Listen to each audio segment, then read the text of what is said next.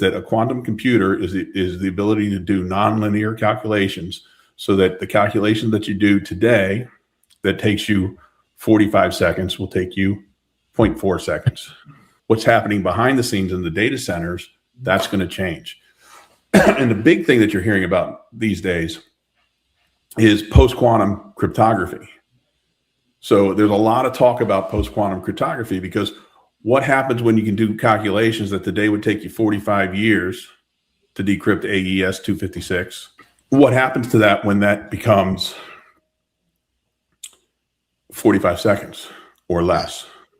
So now everything that we're encrypting today, in 5 years, if you take the timelines right, there's a big problem about how do you encrypt today so that in 5 years it's not easily readable by either the police, if that's what you're worried about, the North Koreans, if that's what you're worried about, your competition, if that's what it's worried about, or your ex-wife under discovery, if that's what you're worried about. So there's a big question as to what we're going to do, and a lot of that's going to be, I have to re-encrypt everything that's ever been stored. Well, that's going to have to happen. But how do we do it? So we don't have to throw out everything we've done, and we don't have to, and we're not going to get caught up in the